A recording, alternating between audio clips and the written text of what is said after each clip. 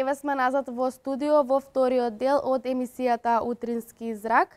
Наш денешен гостин е професор по македонски јазик, магистер Саше Андреевски во Општинското основно училиште Блаже Коневски во Велес. Добро утро и добре ни дојдовте во нашето студио. Добро утро. Се надевам дека се чувствувате пријатно. Па не сум прв пат во вашето студио, секогаш сум се чувствувал пријатно. Предлагам да започнеме со разговорот. Ден по одбележувањето на патрониот празник. Како го одбележавте истиот? Па, прво да ви кажам дека е гордост човек да биде дел од најголемото и најубавото училиште во градов. Училиште кое е познато со резултатите кои што ги остварува и училиште кој извадило многу добри ученици кои станале одлични, сериозни и прифатени граѓани. Така што роденденот на училиштето е една од најубавите работи кои се случуваат во училиштето, во кое се вклучени сите можни субјекти, почнувајќи од учениците, родителите, вработените, наставниците, сите се дел од тоа празнување. Празнувањето оди цела недела, така што имаше можност сите да бидат дел од тоа празнување. Кои се активности беа спроведени во училиштето по повод патрониот празник? Па прво одеа спортските надпревари, се направија меѓуучилишни спортски надпревари во кошарка и во фудбал. Гостини беа ученици и наставници од основните училишта Кирил и Методи и Благој Кирков. Децата се дружеа, имаше публика, се навиваше спортски, учиме како и да навиваме, учиме како да се однесуваме во сала и учиме да ги дружиме децата. Колку време е потребно да се организира централното одбележување на патронатот? Да ни раскажете дел од активностите, а исто така и одбележувањето. Па уште со годишната програма на училиштето се планира празнување на патрониот празник. За да се направи една квалитетна приредба, секако дека е потребен минимум 1 месец напорно и континуирано работење. Оваа година го чествувавме името, делото на нашиот патрон Блаже Коневски. За таа цел направивме еден рецитал во кој што ги споивме неговиот живот низ текст кој што го земавме од кустосот од Прилеп. Направивме една посета на куќата на Коневски во Небрегово. Имавме една одлична презентација и сето тоа го збогативме со најубавите песни од Коневски кои ги рецитира учениците од рецитаторската секција во училиштето. Скоро во сите училишта програмата за патрониот празник најчесто подготвуваат наставниците по македонски јазик. Дали тоа значи дека најактивни се литературните секции, или дел од активностите земаат и другите ученици и другите секции? Така, некој непишано правило е дека наставниците по македонски јазик и литература ги подготвуваат овие приредби, што не мора да значи дека е тоа секогаш така. Меѓутоа, баш токму така, тие секции се најексплоатирани, најчесто учениците имаат можност да ги покажат своите афинитети и квалитети и секако својот талент во тие литературни конкурси. Исто така, во овие насоки е и драмската секција, која што исто така е активна. Меѓутоа, тука и ликовната секција и многу други секции кои се врзани со уметничкиот дел на училиштето. Има во секој училиште има талентирани ученици кои си го наоѓаат својот пат и во литературната, и во ликовната секција, и во драмската секција. Има за секого да се пронајде она што треба да биде понатаму во својот живот. Преку тие кариерни качења кои ги има во секој училиште, ние настојуваме, значи секој ученик да си го најде својот животен пат. Ако успееме во тоа, тоа е најголемиот успех што може еден учител да го направи за својот ученик. Ево да ни кажете како функционира литературната секција во Блаже Коневски? Па, обично, учениците кои се од 8-9 одделение веќе ги знаеме кои се талентирани и кои можат да бидат дел од рецитаторската секција. А за учениците од 6 и 7 одделение секако се прави една мала аудиција која што учениците и не знаат дека всушност е аудиција, меѓутоа треба да се види нивниот начин на зборување, нивната дикција, дали имаат некои фелер зборувачки, затоа што рецитаторската секција такви неправилности не може да трпи. иако ученикот изборува убаво, еве да речеме дека во рециталот кој што беше синоќа централен дел од нашето празнување, имаш ученик кој не можеше да каже една буква. Се трудев и успеав да му дадам текст кој што многу малку ја содржеше буквата и не се ни почувствува. Значи, успех е што повеќе ученици да излезат на сцена да почувствуваат да го почувствуваат тој емотивен набој пред публика. Со тоа што ќе се случи една позитивна трема кај учениците, да можат сето тоа што го научиле на крај да си го искажат.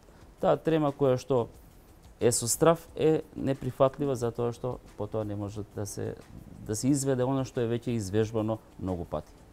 Точно. И секако сите повеќе од учениците да бидат дел од активностите. Па секогаш се оди што е можно повеќе ученици, реков, да бидат дел од таа представа или приредба, рецитал и така натаму, затоа што и повеќе родители треба да си ги видат своите ученици, токму за тоа слушат овие представи.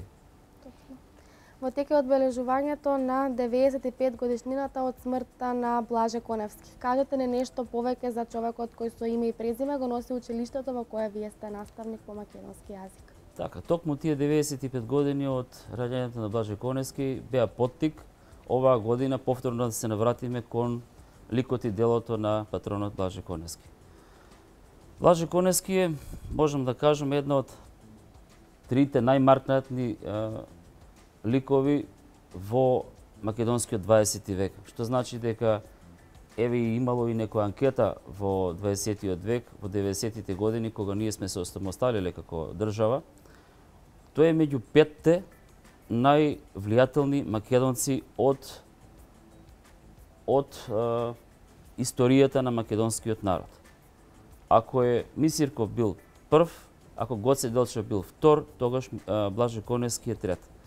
Блаже Коневски е еден гений кој уште на негови 22-3 години, 25 години го создал заедно со своите помошници македонскиот литературен јазик.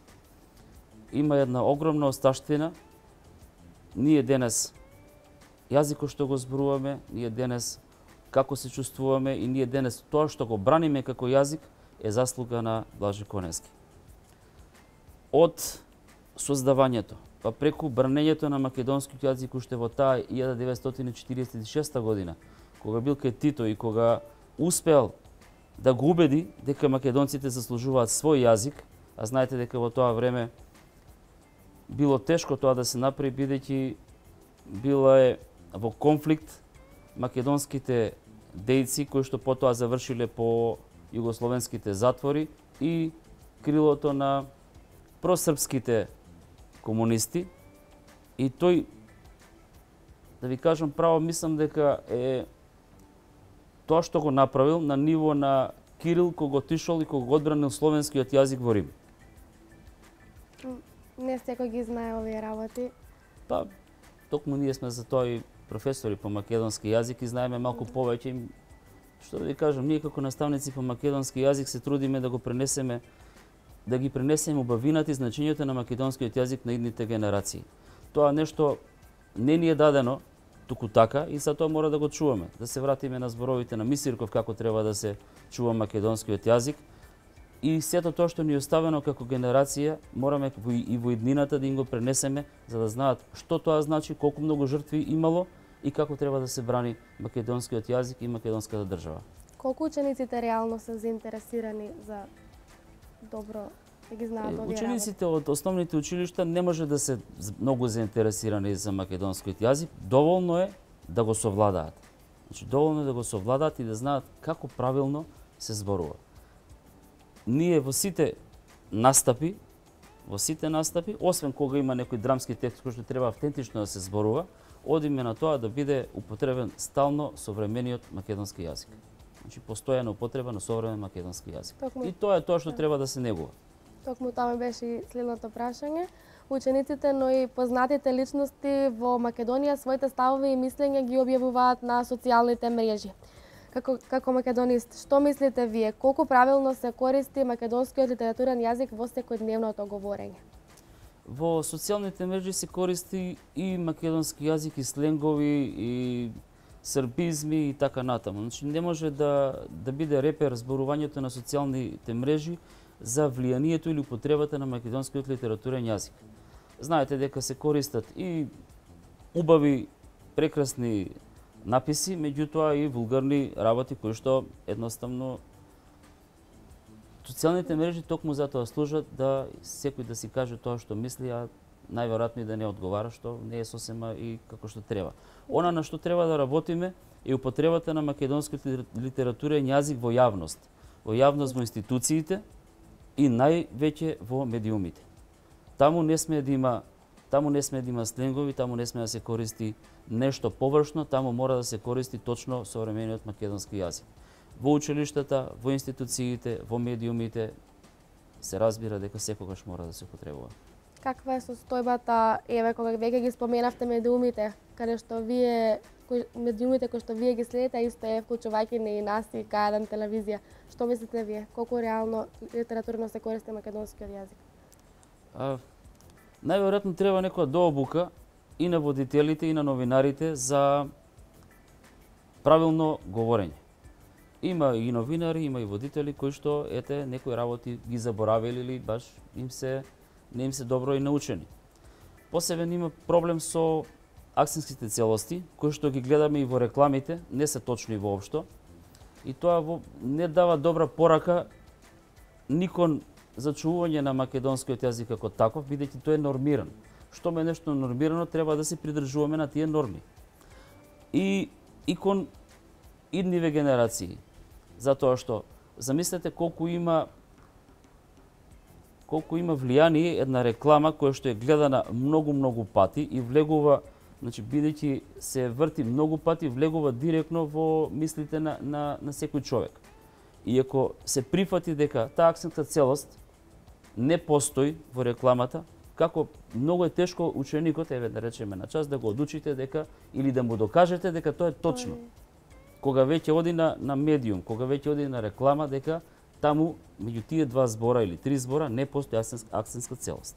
И тоа е проблем, голем проблем. Значи сепак медиумите се влијателни за потребата. Медиумите во денешница се највлијателни. И како што реков, мора многу да се внимава. Значи ние не можеме, еве ако имате гости, не можете вие да знаете дали тој е перфектно спремен да зборува македонски литературен јазик или не. Меѓутоа, водителите, новинарите во своите прилози мора да употребуваат современ македонски јазик, без полемика. Еве еден совет до новинарите и до медиумите како тоа да го исправат. Ја мислам дека од време на време треба да се организираат некои работилници на таа тема. Ништо страшно да се потсетиме или нешто ако грешиме некој да не поправи. И тоа е професија како и секоја друга која што треба да се надградува. Ако алатка на новинарот и на водителот е зборот, тогаш се разбира дека треба да се обрнува огромно внимание што тоа се зборува. Еве се приближуваме и кон крајот на нашиот разговор. Една мотивација, професоре, до сите ученици и до сите луѓе за правилна употреба на македонскиот јазик како македонист. Зборувавме за употреба на македонскиот јазик во медиумите и во институциите.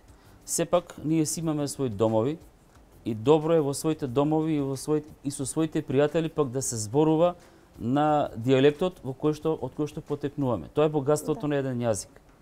Значи, никогаш нема да биде процесот на создавање на еден литературен јазик завршено.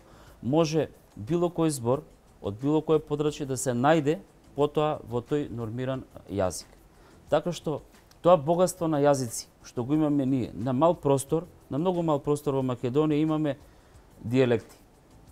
На по 20 километри. Тоа е едно богатство кое што ретко каде го има. Треба да го негуваме. Треба во своите домови да се зборуваме онака како што зборувале нашите дедовци и предедовци, меѓутоа кога имаме јавен настап треба да знаеме дека треба да зборуваме македонски литературен јазик. Што да кажеме уште за учениците, за една мотивација, дека секој ученик треба да проба да се најде секаде и да види што тоа му лежи, за да знае кој му е талентот. Тоа е, рековме, она што треба и секој учител да трага секој дете да му најде некој талент за да може после да го бруси тој талент и да му стане, дај Боже, животен пат. Јас ви благодарам што ја прифативте поканата да бидете дел од нашата утринска емисија. Се надевам дека повторно ќе реализираме средба со вас. И благодарам на поканата.